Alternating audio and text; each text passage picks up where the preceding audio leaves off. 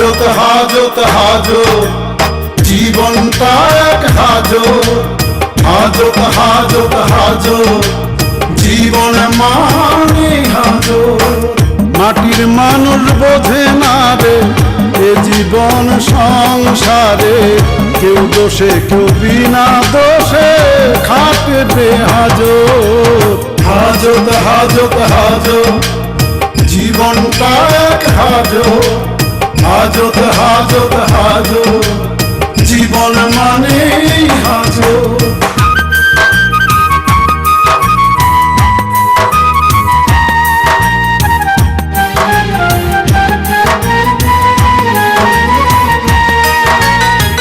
দুদিনের এই দুনিয়াতে রে বন্দি জীবনে খুঁজে ফিরে মরি সবাই জীবনের মানে দুদিনের এই দুনিয়াতে রে বন্দি জীবনে খুঁজে ফিরে মরি সবাই জীবনের মানে হাজত হাজত হাজত জীবন মানে হাজত হাজত হাজত হাজত জীবনটা এক হাজত ওনাকে না পেলে তো আপু আমাকে বাসায় ঢুকতে দিবে না। আর আমার আপুর ঘরে তো শান্তি আসবে না মামুন ভাইকে না পেলে।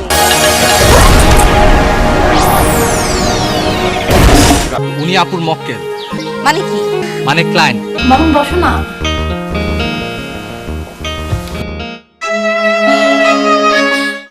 কি হয়েছে তোমার? না ঘুমায় হাঁটাহাঁটি করছো কেন? এই তো তুমি যাও, আমি আসছি। কি হয়েছে বলো তো, এত টেনশন করছো কেন? না কিছু হয়নি, যাও আমি আসছি। আর কি হয়েছে বলবা তো? পারুল, পারুল তুমি তো সবকিছু জানোই তাই না? মানে আমি এখন এর থেকে কিভাবে উদ্ধার পাই বলো আমাকে? সবকিছুর জন্য টাকা লাগবে, আমি টাকাটা কোত্থেকে পাই? বাবার এই অবস্থা, আমার হাতে টাকা নেই, শেয়ার মার্কেট আমার টাকার ধস নেমে আছে। এখন আমি আমি কিছু, আমার মাথায় কাজ করছে না। এত টেনশন করো না, বাবা সুস্থ হয়ে গেলে সবই ঠিক হয়ে যাবে। চলো যাও, আমি আসছি। এসো, অনেক রাত হয়ে গেছে। যাও, আমি আসছি।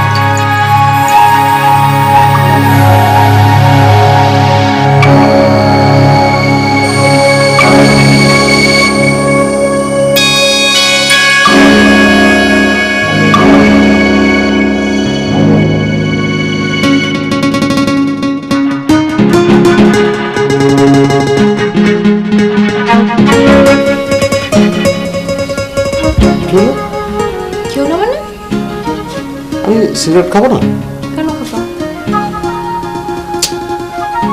একটা খাই। একটা কেন খাবা? অর্ধেক খাই। অর্ধেক কেন খাবা? আচ্ছা, দুইটা টান দিয়ে ফেলে দিয়ে দাও। তুমি ভুলে গেছো না? আমি সরি, মনে ছিল না। এরকম ইম্পর্টেন্ট একটা বিষয় তুমি ভুলে গেলা? না মানে তুমি যে কনসেপ্ট করছো সেটা আমি ভুলি নাই, কিন্তু মানে তোমার কনসেপ্ট করার অবস্থা আমি যে সিগারেট খেতে পারবো না সেটা ভুলে গেছি। তাই না? আচ্ছা তাহলে একটা কাজ করি, আচার খাই। আচার খেলে কি এই সময় মানে ওইসব কোনো উপকার হয়?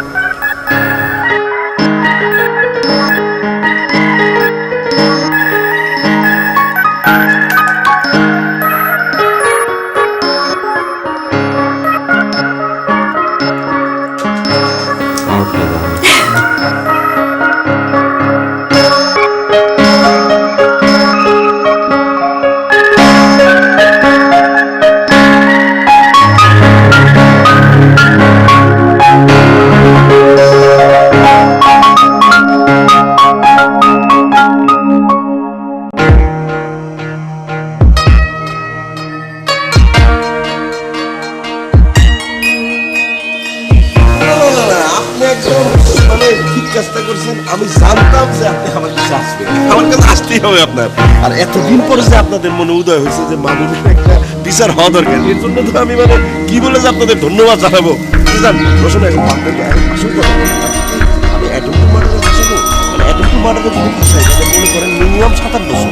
আর যদি ধরেন নারী নির্যাতনে ফাঁসাই তাহলে ধরেন যে যাবজ্জীবন হয়ে যেতে পারে, আবার হইতেও পারে। আর মার্ডার কেসে যদি ফাঁসাই তাহলে তো বুঝি কোন কেসে ফাঁসাবো এটা আপনি ভালো জানেন। আচ্ছা দেখেন, আপনি আমরা যা বললেন আমি তো সবই শুনলাম, সবই বুঝলাম, কিন্তু এগুলি কি আমি আপনার মতো করে বুঝি? যদি আমি আপনার মতো করে বুঝতাম তাহলে তো আমি ওর নারী নির্যাতন বা ওই অ্যাটেম্প টু মার্ডারের কেস দিয়ে জেলে ঢুকাই দিতে পারতাম না? এখন আপনি কেমনি কি পরামর্শ দিতে পারেন সেটা আমার খুলে বলেন। অবশ্যই আমি তো সেটা মানে হয়েছে কি রসনাই কিভাবে যে বলি, যে প্রতিদিন যেমন সূর্য ওঠে না, তেমন যেন প্রতিদিন সকালবেলা থানায় যাওয়ার আগে খরচাপাতি শুরু হয়ে যায় আর কি। এখন আপনি কিরকম কি খরচপাতি করতে পারবেন সেইটার উপর আর কি হবে। মজনু ভাই, এই যে খরচাপাতি যে লাগে সেটা তো আমি বুঝি না, বুঝি, কিন্তু এখন আপনি তো কাজই শুরু করেন নাই, কাজটাকে শুরু করেন, তারপর যা লাগে না লাগে সব তো আমি দিব। আমি তো বলতেছি, এখন বলতেছি না, আপনি শুরু করেন কাজটা। সেটা নিয়ে বলতেছি না আর কি।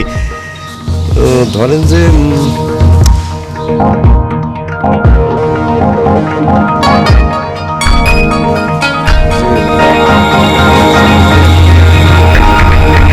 ছিল সেটাকে কিভাবে বলছেন, তাহলে বলবেন যে মামুন স্যার তাকে মারার জন্য হইতে আছে, যে কোনো সময় মারতে পারে, এবং সেই মারার বিষয়টা নিয়ে আপনি তাকে ইনসিস্ট করবেন। ইনসিস্ট করার পরে সে ভয় পাবে, ভয় পাওয়ার পরে সেই কেসটা দিবে, আপনার কিছু করতে হবে না, সেই করে দিবে। বুঝতে পারছেন? পেনটা হওয়ার পরে বাকিটা আমার খরচা, এই যে পেলাম ওটা যত বেশি দিবেন তত কামটা হবে ভালো, বুঝলেন নাই? আপনি কোনো চিন্তা করেন না, আপনি রাজি কিনা সেটা বলেন খালি আমাকে, আপনি রাজি কিনা। মানে দেখেন, মানে ঝামেলা হবে না তো? কিছুই যাবে না, আমি আছি না, বুঝতে থাকতে একটু ঝামেলা কিছু স্পষ্ট করে দিতে হবে। আপনি শুধু বলেন রাজি কিনা, খরচাপাতি একটু মাথায় রাখলে হয়ে যাবে, বুঝলেন না? ওই আপনার সব করে দিবে, আপনাকে কিছু করতে হবে না, ফ্যামিলি কিছু করতে হবে না, কিছু করতে হবে না।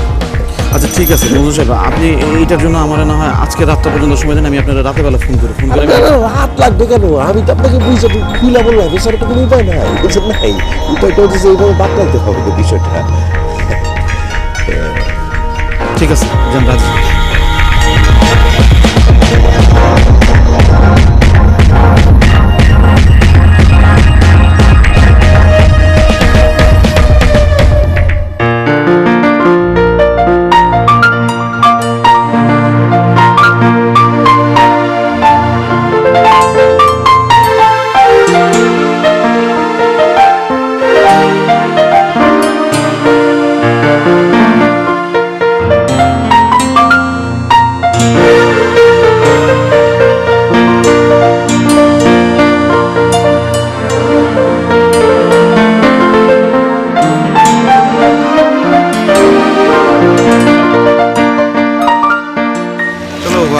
রিক্সা না যায়, তাহলে কি হবে?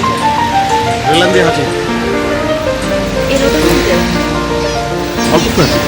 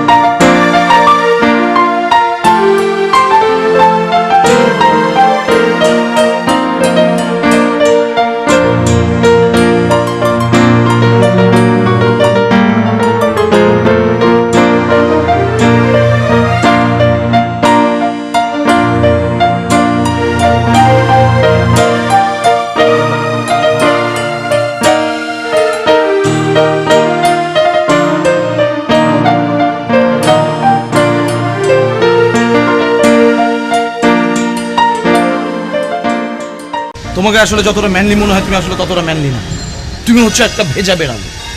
এত বড় সুযোগ একটা তোমাকে দিলাম, অথচ সেই সুযোগ তুমি কাজে লাগালাম।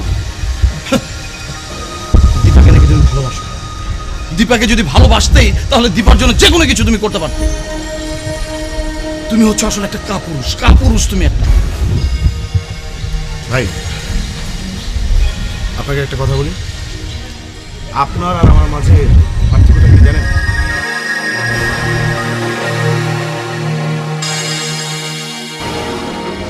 কি? দৃষ্টিভঙ্গি। আমি দীপাকে ভালোবাসি বলে ওর জীবন থেকে সরে এসেছি।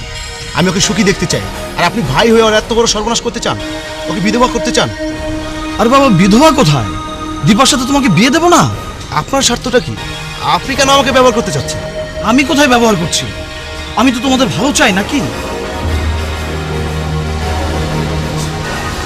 সরি ভাই, আমার কাজ আছে, আমি আসি।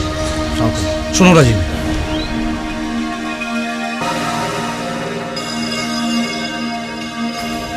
তুমি এবং মামুন যদি বেঁচে থাকো, দীপা কিন্তু কোনোদিনও সুখী হতে পারবে না।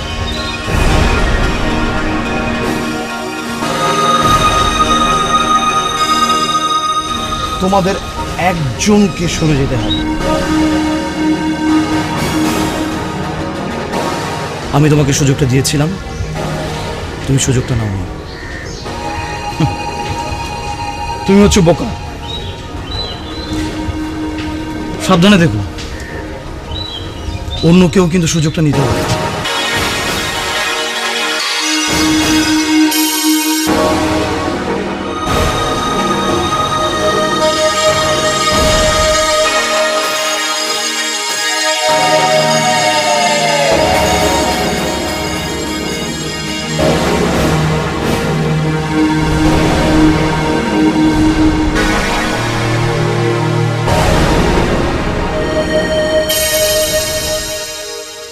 হাতি চলে কোনা কোনা, ঘোড়া মারে 2.5 লাখ, আর মন্ত্রী যত্রতত্র, বড়ি চলে একা সোজা।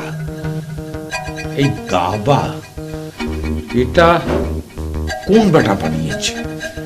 এটা তো একটা দারুণ নেশা। যারা ধূমপান করে তাদের চোখ খারাপ। এটা বানিয়েছে কে? হ্যাঁ, বৌমা, বৌমা, এই এই এই যে বৌমা, এসো, বলো তো এই দাবাকে বানিয়েছে? বলো বৌমা, তুমি জানো বোধহয়, বলো এই দাবাকে বানিয়েছে। আপনি আমাকে বৌমা বললেন? আব্বা, তার মানে আপনি ভালো হয়ে যাচ্ছেন? আপনার সবকিছু মনে পড়ছে? আপনি সবাইকে চিনতে পারছেন আব্বা? আপনি আমাকে চিনতে পারছেন? তুই কে? আব্বা, আমি আপনার বৌমা। বৌমা?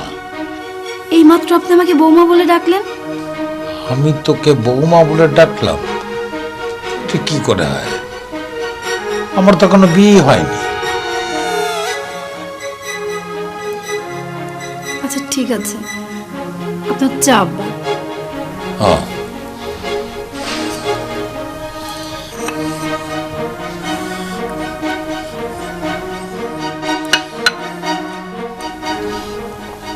বাহ, খুব ভালো, খুব মজা।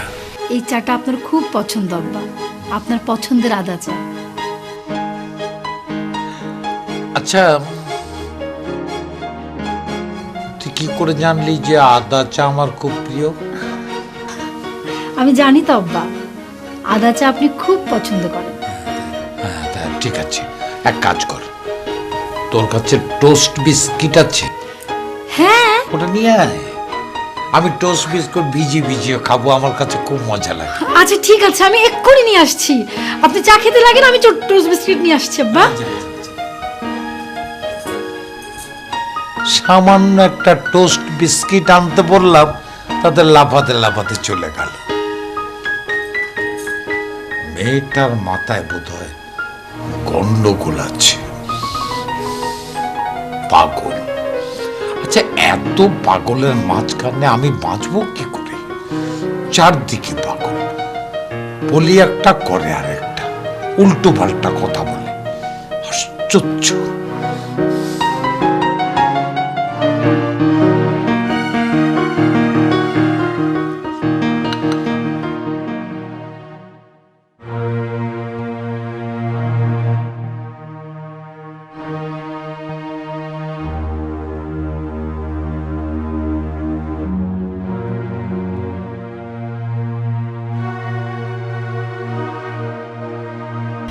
দীপা তুমি এখানে? আমি তোমাকে খুঁজছি। কেন ভাবি, কি হয়েছে? কি হয়েছে জানো? বাবা আমাকে চিনতে পেরেছে। কি বলো, সত্যি? আমি তোমাকে মিথ্যে বলবো? আমি অমনি যে বাবাকে বললাম বাবা চা, বাবা অমনি বললো বৌমা। এটা খুশির খবর। তা তো বটেই। তারপর আবার কি বললো জানো? বৌমা চা বিস্কুট। তখনই আমি বুঝতে পারলাম যে বাবার সব কিছু মনে পড়ছে, কিন্তু পরক্ষণেই না আমার সব কিছু ভুলে গেল। আস্তে আস্তে আসবে। ডাক্তার কিন্তু এটাই বলেছিল যে স্মৃতিশক্তি আসতে অনেক সময় লাগবে, কিন্তু স্মৃতিশক্তি ফেরানোর জন্য কোনো প্রেশার দেওয়া যাবে না, তাহলে শরীরে ক্ষতি হবে। যতটুকু আসছে সেটা আল্লাহর কাছে শুকরিয়া। ভাবি, আমাকে একটা চা খাওয়াতে পারবো প্লিজ? এটা কোনো কথা হলো? তোর সঙ্গে মামুন এলো না কেন? এসছিল তো, আমাকে নামিয়ে দিয়ে একটু শপিং এ গেল। ওর কি যেন ইম্পর্টেন্ট জিনিসপত্র কিনবে, আর আমার কিছু শাড়ি আনতে হবে বাসা থেকে। বাবা যতদিন সুস্থ না হয় এখানেই থাকবো, যদি তোমাদের কোনো সমস্যা না হয়। এটা কোনো কথা হলো? তোমার বাড়ি তুমি থাকবে, আমার সমস্যা হবে কেন? তুমি থাকলে তো ভালোই লাগে। দেখো না, আমি প্রায় নদীকে এনে রাখি, একা একা একদম ভালো লাগে। আচ্ছা ভালো কথা, নদীকে বলো ক্লাস শেষ করে এখানে চলে আসতে। বাবার সাথে নদীর না খুব ভালো জমে। ঠিক বলেছে, নদীর পাড়ে ও আব্বার সঙ্গে একদম মানিয়ে যায়। দুজন কি করে জানো? লুডো খেলবে, চুরি করবে, সেটা নিয়ে আবার